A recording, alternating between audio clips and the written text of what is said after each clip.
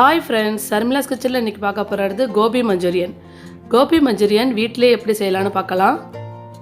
வாங்க வீடியோக்குள்ளே போகலாம். நான் பாதி அளவு காலிஃப்ளவரை கட் பண்ணி எடுத்து வச்சுருக்கேன். கீழே ஒரு பாத்திரம் வச்சு வடிகட்டியில் காலிஃப்ளவரை போட்டு வச்சுருக்கேன். இப்போ அது மேலே கொஞ்சோண்டு உப்பு தூவிக்கலாம். இப்போ வெந்நீரை நல்லா கொதிக்க வச்சு காலிஃப்ளவர் மேலே நல்லா ஊற்றிக்கலாம்.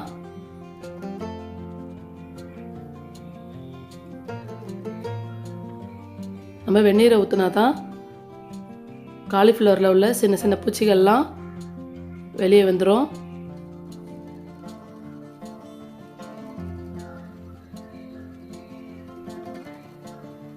நல்லா அந்த காலிஃப்ளவரு வடிகட்டில் மூழ்கிற அளவுக்கு ஊற்றி கொஞ்சோண்டு ப்ரெஸ் கொடுங்க. அப்படியே அலசிக்கலாம்.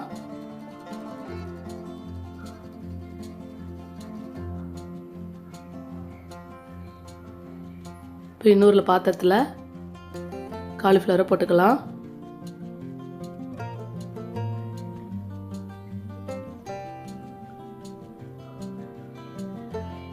இப்போ காலிஃப்ளவரை கோட் பண்ணி பொரிக்கிறதுக்கு நம்ம இப்போ மாவு சேர்த்துக்கலாம்.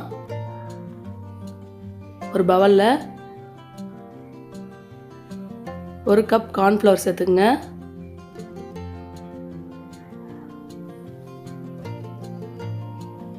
இன்னும் 1 கப் மைதா மாவு சேர்த்துக்குங்க. இப்போ காரத்துக்காக 1 ஸ்பூன் அளவுக்கு சில்லி சாஸ் சேர்த்துக்கலாம். ஒரு 1/2 ஸ்பூன் சோயா சாஸ் சேர்த்துக்குங்க.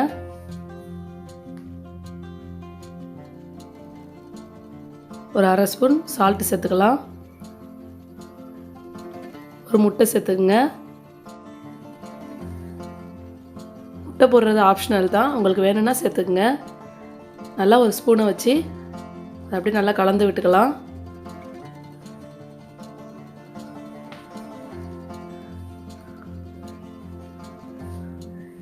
நல்லா கலந்து விட்டுக்குங்க. கொஞ்சம் கொஞ்சமாக தண்ணி சேர்த்துக்கலாம். கொஞ்சம் கொஞ்சமாக தண்ணி சேர்த்து நல்லா ஒரு திக்னஸ் பதத்துக்கு கலக்கி விட்டுக்கலாம்.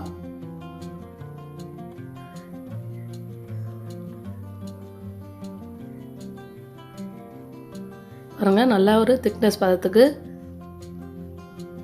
கலக்கிட்டேன். ரொம்ப தண்ணி ஆகாமல் கலக்கிக்குங்க.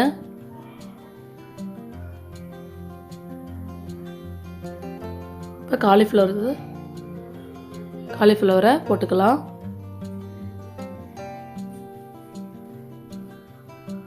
காலிஃப்ளவரை போட்டு நல்லா கிளறி விட்டுக்குங்க.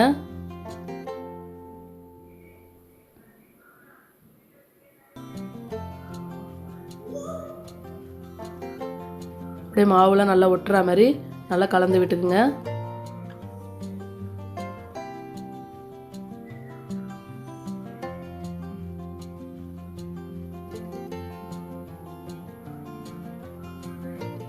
நல்லா உப்புலாம் இருக்கான்னு செக் பண்ணி பார்த்துங்க. போய் எண்ணெயை சேர்த்து வானலில் ஹீட் பண்ணி வச்சுருக்கேன். இப்போ போட்டு பொரித்து எடுத்துக்கலாம். ஒரு துண்டுகளாக போட்டு பொரித்து எடுத்துக்கங்க.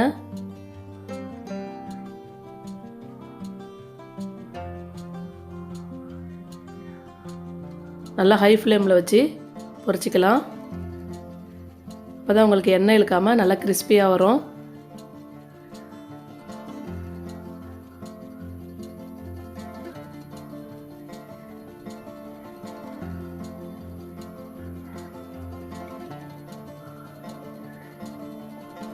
நல்லா செவந்துருச்சு. ஒன்று ஒன்றா திருப்பி விடுங்க.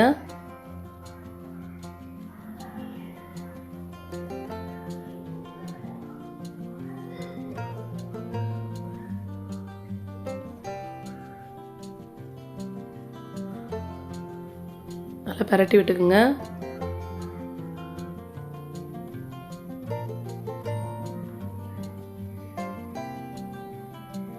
நல்ல கலர் மாறிடுச்சு. இப்போ நம்ம எடுத்துடலாம்.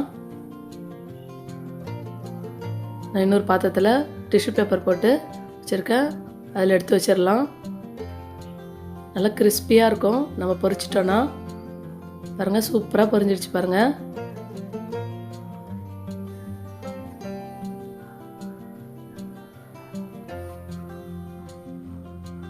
ஒரு எண்ணெய் கூட இழுக்காது.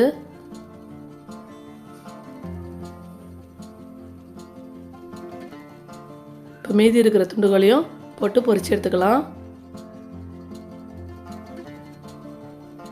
அப்படியே அள்ளி போடாமல் ஒன்று ஒன்றா போட்டுடுங்க.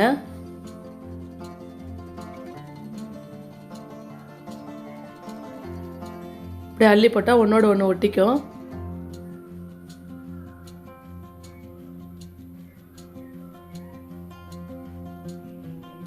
நல்லா செவந்து வந்துருச்சு. மீதி உள்ளதையும் பொரிச்சு எடுத்துக்கலாம்.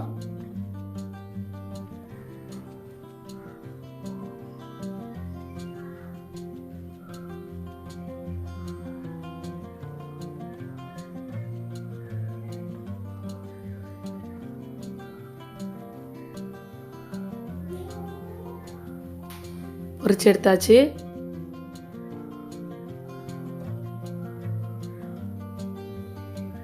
இப்போ இன்னொரு பேனில் ஒரு 3 ஸ்பூன் அளவுக்கு ஆயில் சேர்த்துப்போம்.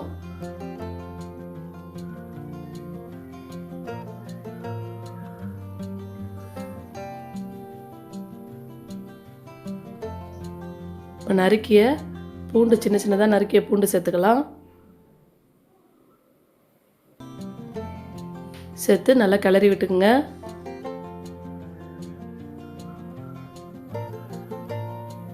நம்ம இப்போ காலிஃப்ளவரை போட்டு கிரேவி பண்ண போகிறோம்.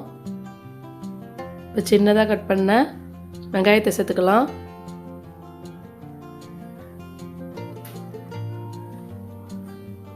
சேர்த்து நல்லா கிளறி விட்டுக்குங்க.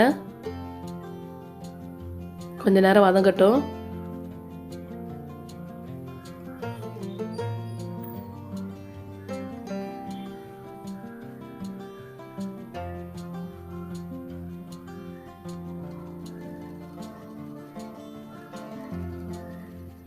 இப்போ கியூபான இருக்குன்னா வெங்காயம் சேர்த்துக்கலாம்.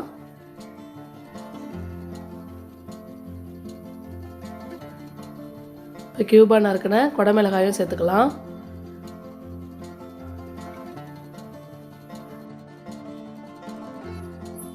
சேர்த்து நல்லா கிளறி விட்டுக்கலாம். ஒரு 2 ஸ்பூன் அளவுக்கு டொமேட்டோ சாஸ் சேர்த்துக்குங்க.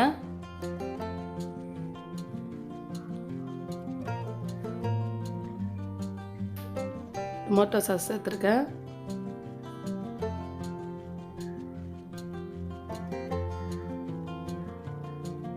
ஒரு ஸ்பூன் சில்லி சாஸ் சேர்த்துக்குங்க காரத்துக்காக.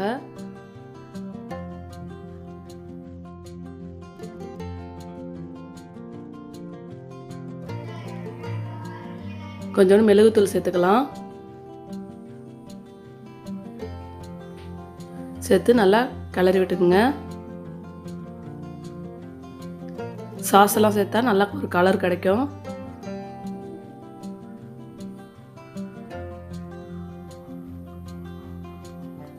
கொஞ்சம் காரம் கூட வேணும்னா நீங்கள் மிளகாய்த்தூள் சேர்த்துக்குங்க. நான் மிளகாய்த்தூள் சேர்க்கல.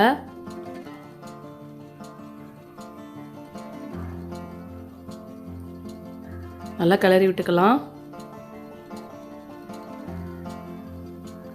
1 ஸ்பூன் அளவுக்கு சால்ட் சேர்த்துருக்கேன்.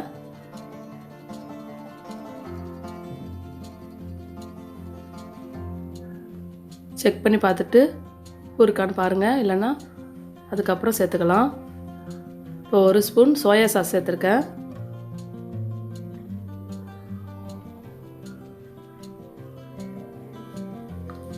சேர்த்து நல்லா கிளறி விட்டுங்க. சோயா சாஸ் சேர்த்தோன்னே நல்ல ஒரு கலர் கிடைக்கிது பாருங்கள்.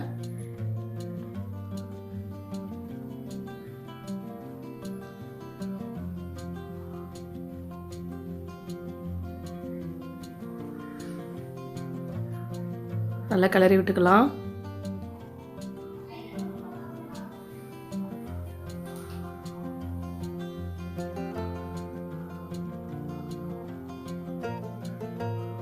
இப்போ 1 ஸ்பூன் அளவுக்கு கார்ன்ஃப்ளவர் சேர்த்து நல்லா தண்ணி விட்டு கலக்கி ஊற்றி விட்டுருக்கேன். கார்ன்ஃப்ளவர் சேர்த்தா தான் நல்லா ஒரு திக்னஸ் பதமாக வந்து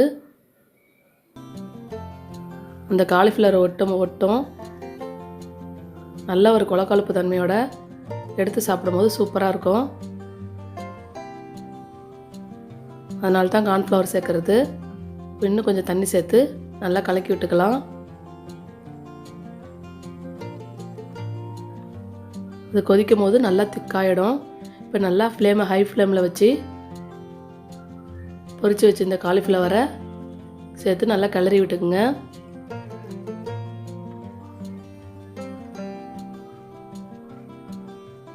எல்லா காலிஃப்ளவரையும் சேர்த்துக்கலாம். அடியிலேருந்து நல்லா கிளறி விட்டுக்குங்க.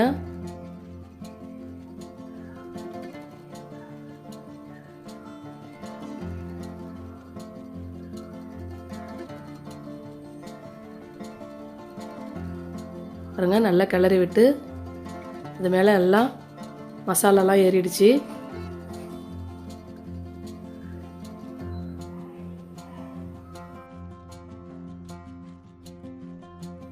கோபி மஞ்சூரியன் ரெடி ஆயிடுச்சு.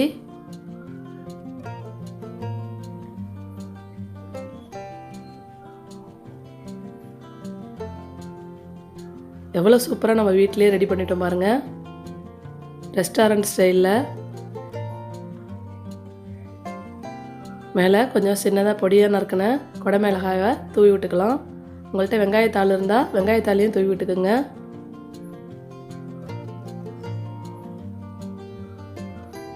சூப்பரான சுவையான கோபி மஞ்சூரியன் ரெடி ஆயிடுச்சு.